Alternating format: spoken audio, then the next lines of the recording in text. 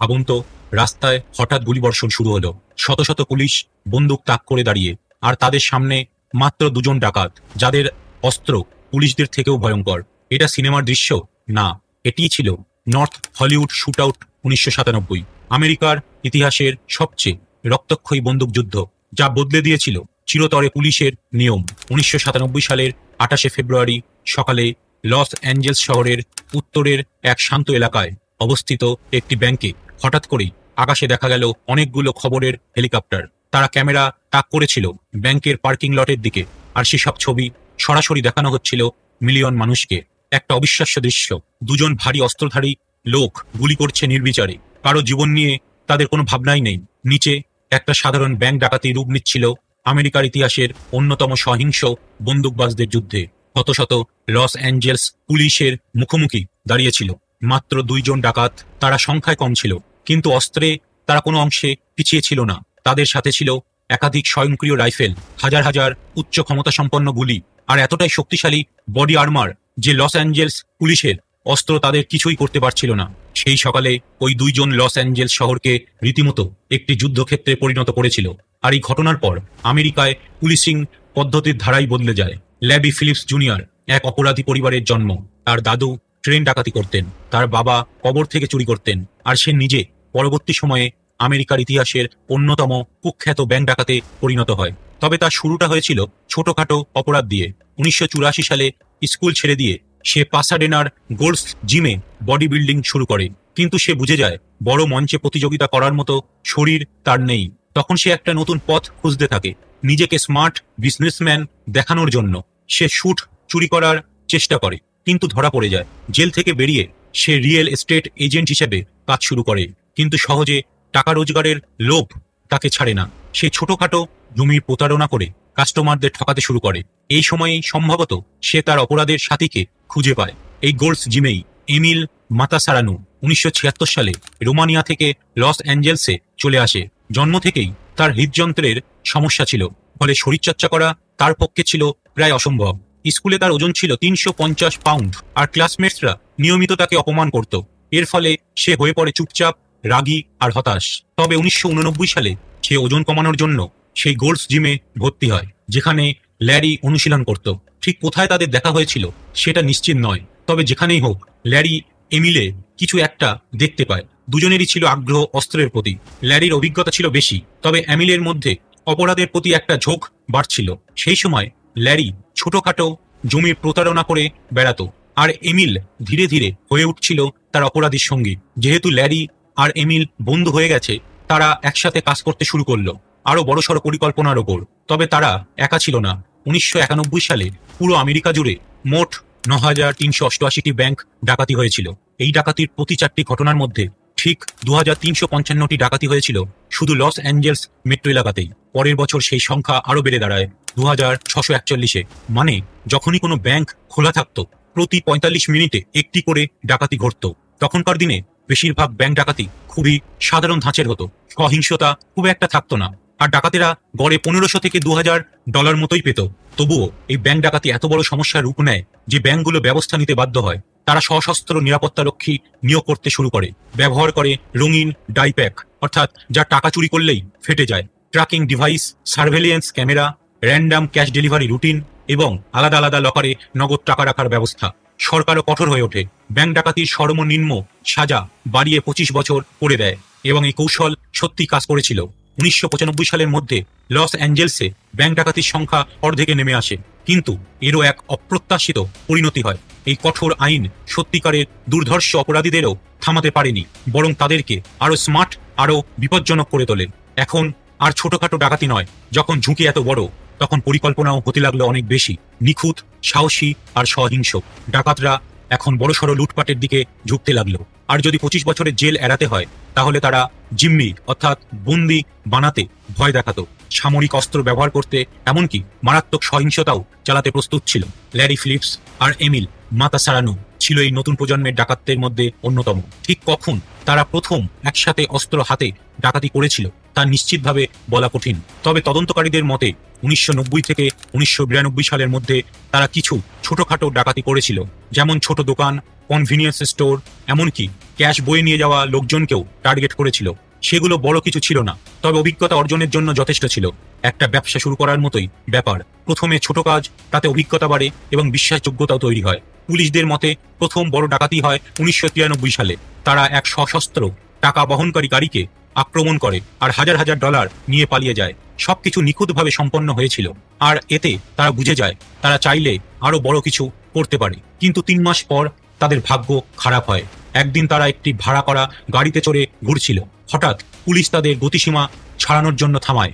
এটা সাধারণ traffic check হওয়ার কথা ছিল, কিন্তু এমিল ভয় পেয়ে যায় আর পুলিশকে বলে গাড়িটা নাকি ড্যানিসের মায়ের। ড্যানিস ছিল ল্যারির ভুয়ো নাম। তাই পুলিশ যখন নাম ঠিকানা যাচাই করে দেখে সবকিছু মিলছে না, তখন তাদের গ্রেপ্তার করে। পুলিশ যখন গাড়ি তল্লাশি করে তখন পায় 2টো রাইফেল, 2টো হ্যান্ডগান, 3000 রাউন্ড গুলি, স্মোক বোমা, পুলিশ স্ক্যানার, আইইডি অর্থাৎ বিস্ফোরক ডিভাইস, 3টি জাল নম্বর প্লেট, 2টি ফুল বডি আর্মার। এক নজরেই বোঝা যাচ্ছিল তারা কি করতে চলেছিল। তাদের বিরুদ্ধে ডাকাতি ষড়যন্ত্র মামলা হয়। তারা পায় ছোট জেল সাজা, কিন্তু তার থেকে গুরুত্বপূর্ণ হলো তাদের সব অস্ত্র ও গিয়ার পুলিশ বাজেয়াপ্ত করে এবং তখন তারা দণ্ডপ্রাপ্ত অপরাধী হয়। মানে আইন অনুযায়ী তারা আর অস্ত্র রাখতে পারে না। এটা অনেক অপরাধীর জন্য শেষ ধাপ হতো, কিন্তু ল্যারি আর এমিলের জন্য এটা ছিল শুধু শুরু। তাদের পরবর্তী ডাকাতিগুলো হয় আরো বড়, আরো জটিল, আরো অনেক বেশি সহিংস। 1995 সালে তারা এক নিরাপত্তা রক্ষীকে গুলি করে হত্যা করে, শুধু একটি আর্মড ভেহিকেল থেকে টাকা লুট করার জন্য। 1996 সালের মধ্যে তারা এক প্রকার সেনা কায়দায় ব্যাংক লুট করার কৌশল রপ্ত করে ফেলে। তারা 2টো ব্যাংক অব আমেরিকা ব্রাঞ্চ লুট করে, বিনা বাধায় প্রবেশ করে, প্রচন্ড আগ্নেয়াস্ত্র ব্যবহার করে, মাত্র কয়েক মিনিটেই কাজ শেষ করে আর নিয়ে যায় লক্ষ লক্ষ ডলার। পরবর্তী ধাপে তারা তৈরি ছিল তাদের জীবনের সবচেয়ে বড় কিন্তু সবচেয়ে ধ্বংসাত্মক অভিযানের জন্য। 1997 সালের শুরুর দিকে ল্যারি আর এমিল ঠিক করে তাদের পরবর্তী টার্গেট ব্যাংক অব আমেরিকার একটি শাখা লরেল ক্যানিয়ন বুলেভার্ডে, যেটি ছিল নর্থ হলিউড অঞ্চলের সবচেয়ে বড় শাখা। লোকেশন ছিল একেবারে পারফেক্ট। ব্যাংকটি ছিল একদম হাইওয়ের পাশে, আর দুই পাশে ছিল পার্কিং লট, মানে পালানোর একাধিক রাস্তা। আর পশ্চিম দিকে ছিল একটি বড় শপিং মল, যেখানে থাকতো অসংখ্য সাধারণ মানুষ যারা প্রয়োজনে হতে পারত মানব ঢাল। এর মানে পুলিশ খুব সহজে গুলি চালানোর সাহস পেত না। এটাই ছিল শুরু, একটি ঘটনা যা বদলে দেবে আমেরিকার পুলিশ ব্যবস্থাকে চিরতরে। পূর্ব দিকে ছিল এক শান্ত রেসিডেন্সিয়াল এলাকা, যেখানে সরু রাস্তাগুলো পালানোর রাস্তা হিসাবে কাজে লাগানো যেত। তাদের প্রস্তুতি ছিল একদম পারফেক্ট। তারা সংগ্রহ করেছিল 3000টিরও বেশি গুলি আর এত অস্ত্র যেন একটা ছোট সৈন্যদল সাজানো যায়। তাদের কাছে ছিল 3টি সম্পূর্ণ স্বয়ংক্রিয় নর্কো টাইপ 56 রাইফেল, চীনে তৈরি AK-47, যেগুলোতে ছিল 100 রাউন্ডের ড্রাম ম্যাগাজিন, একটি বুশমাস্টার XM-15 ডিজাপেটার, M16 এর ছোট সংস্করণ যা সম্পূর্ণ স্বয়ংক্রিয় গুলির জন্য পরিবর্তিত, আর শেষে একটি HK-91 যুদ্ধ বিমান রাইফেল, যেটা দূর থেকে লড়াই করার জন্য একদম পারফেক্ট ছিল। তারা তাদের জামা কাপড়ের নিচে পরেছিল কেফলার ব্রেসলেট আর পেট ও পিঠে ভারী স্টিলের প্লেট। ল্যারি এক ধাপ এগিয়ে গিয়ে তার নিচের পায়ে, বাহু আর পায়ের নিজের তৈরি কেভলার প্যান্ডিংও বেঁধেছিল। এর বিপরীতে সেই সময়ের পরে লস অ্যাঞ্জেলস পুলিশ অফিসাররা পরত এই পোশাক আর বহন করত মাত্র 3টি 15 রাউন্ডের ম্যাগাজিন, যা ছিল বেরেটা M92 FS। এটা একটা পিস্তল যেটা 9 মিলিমিটার গুলি চালায়। যদি HK-91 এর গুলির সাথে বেরেটার গুলিকে তুলনা করা হয় তাহলে বোঝা যায় বেরেটা কুলিকটা অপারক। তবুও জরুরি সময়ে ল্যারি আর এমিল দুজনেই একটি করে বেরেটা সঙ্গে নিয়েছিল। তাদের পরিকল্পনা ছিল খুবই সহজ, ব্যাংকে ঢুকে সাধারণ মানুষদের নিয়ন্ত্রণে রাখা, টেলারকে জোর করে ভল্ট খুলতে বাধ্য করা, তাদের ব্যাগে যত টাকা ঢোকাতে পারে তা ঢোকানো, আর লস অ্যাঞ্জেলস পুলিশ আসার আগেই ব্যাংক থেকে বের হয়ে যাওয়া। মোট সময় লাগবে মাত্র 8 মিনিট। সবকিছু শুক্রবার সকালে হবে। যখন ব্যাংকের ভল্টে টাকা পূর্ণ হয়, ল্যারি আর এমিল আশা করছিল অন্তত $750,000 নিয়ে বের হতে পারবে। এটা কোনো হঠাৎ বা অবিবেচক কাজ ছিল না। এটা ছিল বছরের পর বছর ধীরে ধীরে পরিকল্পনা করা, প্রতিটি বিশদে ঠিক করা আর সব পরিস্থিতির জন্য প্রস্তুতি নেওয়া। কিন্তু সেই দিন আসলে কিছুই তাদের পরিকল্পনা মতো হচ্ছিল না। সকাল 9:16 ল্যারি আর এমিল একসাথে এক সাদা চেভরোলেট সেলিব্রিটির গাড়ি থেকে লরিয়াল ক্যানিয়ন বুলেভার্ডের ব্যাংক অব আমেরিকার উত্তর পার্কিং লটে নামলো। তারা নতুন করে একটি ওষুধ নিয়েছিল, ফেনাইনটোইন বারবিটাল, যা সাধারণত সিজারের মতো রোগ প্রতিরোধের ব্যবহৃত হতো, তবে তারা ব্যবহার করেছিল নিজেদের নার্ভ শান্ত করার জন্য। তারা এই ডাকাতির পরিকল্পনা এত যত্ন নিয়ে করেছিল যে তারা ঘড়ির কাঁটার মতো কোনো টাইমার বা ঘড়ি সেলাই করে রেখেছিল, যেটা দেখে তারা বুঝতে পারত কত মিনিট পেরিয়েছে, যাতে 8 মিনিটের মধ্যে কাজ শেষ করে বেরিয়ে যেতে পারে। কিন্তু ঠিক যখন তারা ব্যাংকের মূল দরজার কাছে পৌঁছালো, ল্যারি দেখে একটি পুলিশ গাড়ি লরিয়াল ক্যানিয়ন দিয়ে যাচ্ছে। সে নিশ্চিত ছিল না পুলিশ তাকে দেখেছে কি না, তবুও তারা তাদের পরিকল্পনা অনুসারে এগিয়ে চলল। যখন লস অ্যাঞ্জেলস পুলিশ ঘটনাস্থলের দিকে এগোচ্ছিল, ল্যারি ব্যাংকের ভিতরে একজন মানুষকে এটিএম এর কাছে ধরে ফেলল, তাকে জোরে মাটিতে ফেলে দিল আর তারপর ছাদের দিকে গুলি চালালো। অন্যদিকে এমিল টেলারের সিকিউরিটির দরজা বন্ধ করলো আর অ্যাসিস্ট্যান্ট ম্যানেজারকে জোর করে ভল্টের দিকে ঠেলে দিল। কিন্তু তখনই একটা বড় সমস্যা হলো।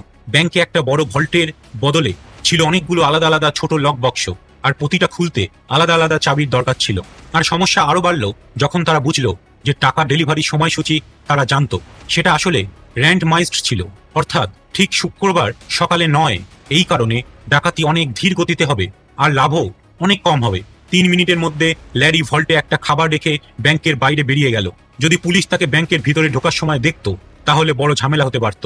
তখন সে দক্ষিণ দিকে তাকিয়ে দেখে পুলিশ অলরেডি উল্টো পাশে অপেক্ষা করছে।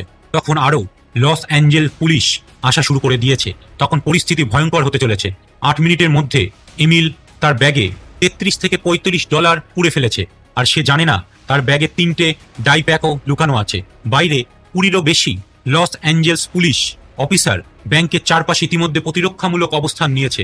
উত্তর ও পশ্চিম দিকে পুরো এলাকা ঢেকে রেখেছে। এই সময় ল্যারি আবার বাইরে বেরিয়ে আসে। তার AK-47 তুলে ধরে গুলি চালাতে শুরু করে। এক মুহূর্তে ব্যস্ত রাস্তার মাঝখানে এক ভয়ঙ্কর গুলির লড়াই শুরু হয়ে যায়। পুলিশ কর্মীরা ঢাল নিয়ে পাল্টা গুলি চালাচ্ছিল।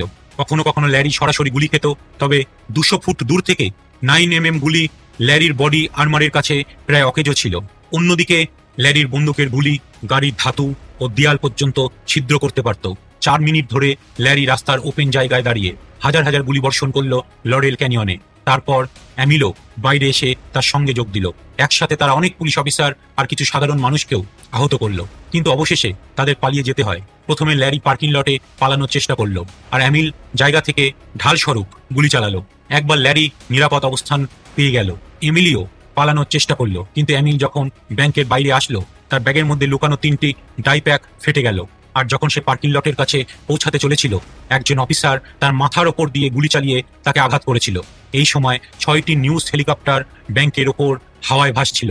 তাদের মধ্যে একটি ক্যামেরায় ধরা পড়ে এমিল তার মাথায় হাত দিয়ে রক্ত দিয়ে ভেজা দাগ একটি গাড়ির হুডে রেখে চলে যায়। যখন এমিল ল্যারিকে বলল যে ব্যাগে ডাইপ্যাক ছিল, ল্যারি ধরে নিল টাকার সব নষ্ট হয়ে গেছে, মানে গায়ে রং লেগে গেছে। তাই এক ঝটকায় সে সিদ্ধান্ত নিয়ে ব্যাগটা ফেলে দিয়েছিল। কিন্তু বাস্তবে যেহেতু টাকা তখনও প্লাস্টিক র্যাপে মোড়ানো ছিল, বেশিরভাগ টাকা আসলে ঠিকই ছিল। কিন্তু তখন ওই ডাকাতি আর টাকার জন্য ছিল না, এটা এখন ছিল বাঁচা মরার লড়াই।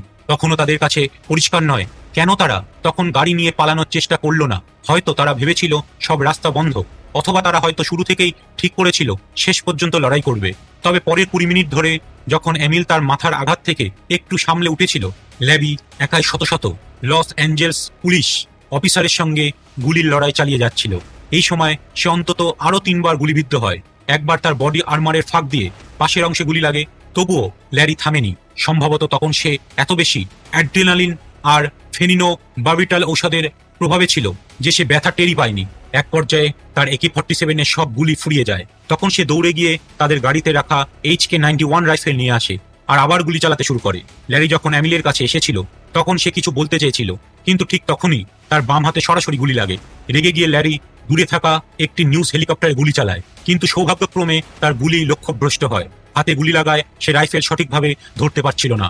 তাকে হাতের উপর রাইফেল ভর দিয়ে চালাতে হচ্ছিল, যার ফলে তার নিশানা একদম নষ্ট হয়ে যায়। পরিস্থিতি এমনিতেই খারাপ ছিল, তার উপর তাদের গাড়ির 2টি চাকা পাঞ্চার হয়ে গিয়েছিল। তবুও এমিল আস্তে আস্তে গাড়ি চালিয়ে জানালার ফাঁক দিয়ে গুলি চালাতে থাকলো, আর ল্যারি পেছন থেকে হেঁটে তার পেছনে পেছনে যাচ্ছিল। এই সময় ল্যারির বডি আর্মার আরও 3টি গুলি আটকে দেয়, কিন্তু একটি গুলি তার HK-91 রাইফেলের সামনের অংশে লাগে আর সেটার ম্যাগাজিন আটকে যায় ও পুরো রাইফেল অকেজো হয়ে পড়ে। ল্যারি যখন সেটা রিলোড করার চেষ্টা করছিল তখন সে বুঝতে পারে এটা আর কাজ করবে না। এই মুহূর্তটা ল্যারির ভাগ্য নির্ধারণ করে দেয়। এখন তাকে HK-91 ফেলে দিয়ে তার সঙ্গে আনা 3য় AK-47 তুলে নিতে হয়। কিন্তু যেহেতু এটি অবৈধভাবে পরিবর্তন করা ছিল, এটা কয়েকটা গুলির পরপরই বারবার খারাপ হয়ে যাচ্ছিল। প্রতিবার গুলি চালাতে হলে তাকে ম্যাগাজিন খুলে আবার ঢুকাতে হচ্ছিল। অর্থাৎ রিলোড করতে হচ্ছিল। এদিকে এমিল এখন মরণপণ চেষ্টা করছে পালানোর। সে গাড়ির পাশের দরজা খুলে ল্যারিকে ডাকছিল ভেতরে ঢোকার জন্য, কিন্তু অজানা কারণে ল্যারি গাড়িতে উঠতে অস্বীকার করে। সে দরজার জোরে বন্ধ করে দেয় আর গাড়িকে ঢাল হিসাবে ব্যবহার করতে থাকে। যখন এমিল ধীরে ধীরে গাড়ি চালাচ্ছে তার পাশে, তখন অবশেষে তারা উত্তরের পার্কিং লটের বাইরে চলে আসে আর গাড়ি নিয়ে ঢুকে পড়ে ব্যাংকের পূর্ব দিকে আবাসিক এলাকায়। সেখানে তারা দেখতে পায় একটি পরিত্যক্ত পুলিশ গাড়ি আর একটি ট্রেলার অর্থাৎ সেমি ট্রাক, যার পেছনে ল্যারি গিয়ে আড়াল নেয়। এমিল তখনও রাস্তার ওপর গাড়ি চালাচ্ছিল, ধীরে ধীরে এগোচ্ছিল আর ভাবছিল ল্যারি বুঝি এখনই গাড়িতে উঠে পড়বে, কিন্তু ল্যারি তখনও ট্রাকের অন্য পাশে চলে গিয়েছিল। দুজনেই একে অপরকে দেখতে পাচ্ছিল না। একজন অফিসার এমিলের দিকে গুলি চালালে সে তাড়াতাড়ি গাড়ি চালিয়ে ট্রাকের সামনের দিকে চলে যায়, কিন্তু ল্যারিকে খুঁজে পায় না। আসলে ল্যারি আবার পিছনে ফিরে গিয়েছিল, ধরে নিয়েছিল এমিল এখনো সেখানে আছে, কিন্তু না, এই সময় কয়েকজন পুলিশ অফিসার ওই এলাকায় ঢুকে পড়েছে। তাই এমিলকে বাধ্য হয়ে সামনে এগোতে হয় তাদের এড়িয়ে যাওয়ার জন্য। এই মুহূর্ত থেকে ল্যারি আর এমিল একেবারে আলাদা হয়ে পড়ে। এখন ল্যারি আটকে ছিল একটা সেমি ট্রাকে, একটা উঁচু কাঠের বেড়া আর দুই দিক থেকে ঘিরে থাকা পুলিশ বাহিনীর মাঝে। তার কাছে ছিল শুধু একটা খারাপ হয়ে যাওয়া AK-47 আর কাঁধে বাঁধা একটা বেরেট্টা M92FS পিস্তল। ল্যারি যখন পুলিশের সঙ্গে গুলি বিনিময় করছিল তখন সে পিছন দিক থেকে দুইবার গুলিবিদ্ধ হয়। এর মধ্যে একটা গুলি তার বডি আর্মারে আটকে যায়, কিন্তু দ্বিতীয় গুলিটা প্লেটের বাইরের দিকে ঢুকে পড়ে আর তার সাবক্লেভিয়ান আর্টারিতে অর্থাৎ কাঁধের নিচে থাকা বড় রক্তনালীতে আঘাত করে। ফলে ভয়াবহ রক্তপাত আর তীব্র যন্ত্রণায় ল্যারি আতঙ্কিত হয়ে পড়ে। তার AK-47 আবার জ্যাম হয়ে গেলে সে শুধু ম্যাগাজিন খুলে আবার লাগালে ঠিক হয়ে যেত, কিন্তু সে বারবার চার্জিং হ্যান্ডেল টেনে ধরে, ফলে গুলিটা আটকে যায় আর রাইফেল পুরোপুরি অচল হয়ে পড়ে। এখন ল্যারি বুঝে যায় তার সামনে আর কোনো উপায় নেই। সে মরিয়া হয়ে সেমি ট্রাকের নিচে আড়াল নেয়, কিন্তু পুলিশ স্পষ্টভাবে তাকে দেখতে পাচ্ছিল আর গুলি চালিয়ে তাকে সেখান থেকে জোর করে বের করে আনে। ভীষণভাবে আহত হওয়ায় প্রচুর রক্তপাত হচ্ছিল আর মানসিকভাবে ভেঙে পড়েছিল। ল্যারি হাত পা দিয়ে হামাগুড়ি দিয়ে ট্রাকের নিচ থেকে বের হয়। সে কাঁধ থেকে ব্যারেট্টার পিস্তল বের করে এক হাত পুলিশের দিকে গুলি চালায়, কিন্তু অফিসাররাও পাল্টা গুলি চালায় আর একটা গুলি তার হাতে লাগে, যার ফলে তার পিস্তল পড়ে যায় মাটিতে। এটাই ছিল শেষ। এই সময় LA SWAT অর্থাৎ স্পেশাল টিম ঘটনাস্থলে পৌঁছে যায় আর পুলিশ গাড়ি ব্যবহার করে এমিলকে খুঁজতে শুরু করে। এমিল তখনও অনেক ভিতরে একটা পাড়ার মধ্যে ঢুকে পড়েছে। চালাচ্ছিল সেই পুরনো সেভ্রোলেট সেলিব্রিটি গাড়ি, যার দুটি চাকা পাঞ্চার আর তেলের ট্যাঙ্ক লিক করছিল। এখন আর ল্যারির কাছে ফিরে যাওয়া সম্ভব ছিল না। তাই এমিল জানতো বাঁচতে হলে একটা নতুন গাড়ি দরকার। চেষ্টা করতে করতে সে এক জায়গায় একটা গাড়িকে থামতে বাধ্য করে, কিন্তু চালক দেখে এক মুখোশ পরা, গুলি খাওয়া গাড়ি থেকে নামা এক ভয়ঙ্কর লোক আর স্বাভাবিকভাবেই গাড়ি পিছিয়ে নিতে থাকে। এমিল তার AK-47 তাক করলে চালক হঠাৎ করে ইউটার্ন নিয়ে দ্রুত চলে যায়। এমিল আবার রাস্তায় অন্য গাড়ির খোঁজে চলতে থাকে। এইবার এমিল যখন একটি পিকআপ ট্রাকের সামনে পড়ল, সে আর কিছু ভাবল না, সরাসরি তার AK-47 দিয়ে গুলি চালালো। গুলি জানালা ভেঙে চালকের মুখে কাঁচ ছিটকে গেল এবং একটি গুলি তার মাথার পাশে ঘেঁষে গেল। ভয় পেয়ে ড্রাইভার সঙ্গে সঙ্গে গাড়ি মাঝ রাস্তায় ফেলে পালালো। এমিল দ্রুত নিজের শেফি গাড়ি ট্রাকের পাশে দাঁড় করালো, বাকি জিনিসপত্র ট্রাকের পেছনে রাখলো এবং ড্রাইভারের আসনে বসলো, কিন্তু গাড়ি চালু করতে পারল না, কারণ ড্রাইভার চাবিটা নিয়ে পালিয়েছিল। এমিল তখন নিচু হয়ে গাড়ি জাম্প স্টার্ট করার চেষ্টা করছিল। ঠিক সেই সময় একদল SWAT অফিসার এসে তার একেবারে পাশেই গাড়ি থামালো। এমিল কোনো মতে ট্রাক থেকে লাফ দিয়ে বেরিয়ে এলো আর কয়েক সেকেন্ডের মধ্যেই গুলি চালিয়ে ড্রাইভারের সিটটা ছিন্ন ভিন্ন করে দেওয়া হলো। সে আবার সেভি গাড়ির আড়ালে লুকিয়ে SWAT টিমের দিকে গুলি চালাতে শুরু করলো। তারা যখনই পাল্টা গুলি করলো, এমিলের বডি আর্মার তাকে রক্ষা করলো। প্রায় 2.5 মিনিট ধরে টানা গুলির লড়াই চলল, কিন্তু শেষে এমিলের AK-47 এর গুলি ফুরিয়ে গেল। তখন তাকে ট্রাকের পেছন থেকে XM-15 রাইফেল বের করতে হলো। এর ফাঁকে SWAT টিম একটু সময় পেল। তাদের একজন অফিসার লক্ষ্য করলো গাড়ির চাকাগুলোর ফাঁক দিয়ে এমিলের পা স্পষ্ট দেখা যাচ্ছে আর তার পায়ে কোনো সুরক্ষা নেই।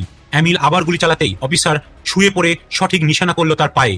একের পর এক গুলি গিয়ে এমিলের পায়ে লাগলো, তবুও এমিল হার মানল না। এবার সে নিজেই মাটিতে শুয়ে SWAT টিমের দিকে গুলি ছুটতে শুরু করলো, কিন্তু এটাই ছিল তার বড় ভুল। হঠাৎ একটি গুলি তার হাতে গিয়ে লাগলো আর তার রাইফেল মাটিতে পড়ে গেল। অস্ত্রহীন এমিল তখন হাত তুলে আত্মসমর্পণ করলো, কিন্তু SWAT টিম তখনও আড়ালে ছিল, তাই তারা বুঝতে পারেনি যে সে হাল ছেড়ে দিয়েছে। তারা আরো কিছুক্ষণ গুলি চালালো এবং এমিলের পায়ে আবার আঘাত করলো। অবশেষে তারা গুলি থামালো এবং এমিলকে মাটিতে উল্টে শুয়ে দিল। সন্দেহ ছিল তার কাছে হয়তো বোমা বা অন্য কোনো অস্ত্র আছে, তাই একজন অফিসার তার রাইফেলের নল এমিলের মাথার পেছনে চেপে ধরল। বন্দুকের নল এতটাই গরম হয়ে গিয়েছিল যে সেটি এমিলের মাথার চামড়া পুড়িয়ে দিল। ল্যারি মারা গিয়েছিল আর এখন অবশেষে এমিল হাতকড়া পড়ল। কিন্তু লয়েস অ্যাঞ্জেলস পুলিশ তখনও পর্যন্ত আশেপাশের এলাকা থেকে অন্তত 17টা আলাদা ঘটনার ফোন কল পেয়েছিল। তাই তারা সন্দেহ করল হয়তো তৃতীয় আরেকজন বন্দুকধারী এখনো পালিয়ে বেড়াচ্ছে। এই কারণে পুলিশ অ্যামিলকে সরাতে রাজি হলো না। এমনকি ঘটনাস্থলে মেডিকেলের একটা দল পৌঁছালেও অফিসাররা তাদের বলল চলে যেতে। ফলে অ্যামিল মাঝ রাস্তাতেই পড়ে রইল। তার রক্ত পাতলা হয়ে যাচ্ছিল, কারণ তার শরীরে আগে থেকেই বারবিচুরেট নামের ওষুধ ছিল। শেষমেশ 56 মিনিট পর পায়ের গুলি ক্ষত থেকে অতিরিক্ত রক্তক্ষরণে সে মারা গেল। এলাকাটা তখনও পুরোপুরি লকডাউন ছিল, যতক্ষণ না লস অ্যাঞ্জেলস পুলিশ নিশ্চিত হলো যে কোনো তৃতীয় বন্দুকধারী নেই। রাত 11:30 নর্থ হলিউডের এই ভয়াবহ বন্দুকযুদ্ধের অবসান ঘটল। সেদিন মোট 300-রও বেশি লস অ্যাঞ্জেলস পুলিশ ও সোয়াট অফিসার ঘটনাস্থলে ছিলেন। তাদের মধ্যে 12 জন পুলিশ ও 8 জন সাধারণ মানুষ আহত হন। ল্যারির শরীরে অন্তত 11টা গুলি লেগেছিল, আর অ্যামিলের পায়ে লেগেছিল 29টা গুলি। তার সঙ্গে কপালেও একটি লেগেছিল। তবে তাদের বডি আর্মার অসংখ্য গুলি থামিয়ে দিয়েছিল। মাত্র 44 মিনিটে 2000-এরও বেশি গুলি ছোড়া হয়েছিল। তবুও আশ্চর্যের বিষয় হলো মৃত্যুর সংখ্যা দাঁড়ালো মাত্র 2 জন, ল্যারি ফিলিপস জুনিয়র আর অ্যামিল মাতাসেরানু। গুলির লড়াইয়ের পর পুলিশ তদন্ত শুরু করলো ল্যারি ও অ্যামিলকে ঘিরে। তারা খুঁজে পেল আরও অস্ত্র, গুলি, বডি আর্মার এবং এমনকি একটি অস্থায়ী বোমা বানানোর জায়গাও। তখনকার সময়ে বেশিরভাগ পুলিশ অফিসারের কাছে শুধু 9mm পিস্তল, .38 রিভলভার বা শটগান থাকতো। এগুলো দূর থেকে খুব একটা কার্যকর ছিল না এবং বডি আর্মার ভেদ করতেও পারতো না। এই কারণেই আগে থেকেই বিতর্ক চলছিল পুলিশ বাহিনীকে কি আরো শক্তিশালী অস্ত্রে সজ্জিত করা উচিত, কিন্তু তখনও খুব একটা ব্যবস্থা নেওয়া হয়নি। নর্থ হলিউডের এই বন্দুকযুদ্ধের বড় অংশই সংবাদকর্মী ও নিউজ হেলিকপ্টারের ক্যামেরায় ধরা পড়েছিল। লক্ষ লক্ষ মানুষ সরাসরি টিভিতে দেখেছিল দুজন ভারী অস্ত্রধারী অপরাধী শত শত লস অ্যাঞ্জেল পুলিশ ও সোয়াট অফিসারের সঙ্গে লড়ছে। তখনই সবার কাছে পরিষ্কার হয়ে গেল আমেরিকার পুলিশ বাহিনী মারাত্মকভাবে অপ্রস্তুত, আর পরিবর্তনের সময় এসেছে। গুলির শুরুতেই পুলিশ এতটাই অসহায় ছিল যে কাছের এক বন্দুকের দোকানে গিয়ে আরো শক্তিশালী অস্ত্র ধার করতে হয়েছিল। দোকান থেকেই তারা রাইফেল নিয়ে এসে লড়াই চালায়। এর ফলেই সারা যুক্তরাষ্ট্রের পুলিশ বিভাগগুলো তাদের সরঞ্জাম ও কৌশলে বড় ধরনের পরিবর্তন আনে। অফিসারদের হাতে দেওয়া হলো AR-15 আর অন্যান্য দীর্ঘ পাল্লার সেমি অটোমেটিক রাইফেল, উন্নত মানের গুলি আর কিছু ক্ষেত্রে বডি আর্মার ভেদ করতে পারে এমন বিশেষ রাউন্ডও। তাদের সুরক্ষাও উন্নত করা হলো। অনেক বিভাগ মেটাল বা সিরামিক ট্রমা প্লেট ব্যবহার শুরু করলো। এমনকি সোয়াট টিমের মতো ব্যালিস্টিক হেলমেটও ছিল। যদিও এই ঘটনায় একমাত্র কারণ নয় পুলিশ বাহিনীর সামরিকীকরণের, তবুও এটা ছিল একটি বড় মোড় ঘোরানো মুহূর্ত। 44 মিনিটের সেই বন্দুকযুদ্ধে 2000-এরও বেশি গুলি ছোড়া হয়েছিল। বেঁচে ফিরেছিল পুলিশ আর সাধারণ মানুষ, কিন্তু বাঁচেনি ল্যারি আর অ্যামিল। তাদের সেই লড়াই আমেরিকার পুলিশকে নতুন অস্ত্র দিয়েছে, নতুন কৌশল শিখিয়েছে। এরকম ধরনের আরও অজানা তথ্য জানতে চান তাহলে অবশ্যই সাবস্ক্রাইব করুন আমাদের এই চ্যানেলটিকে, যাতে পরের গল্প আপনার মিস না হয়। ধন্যবাদ।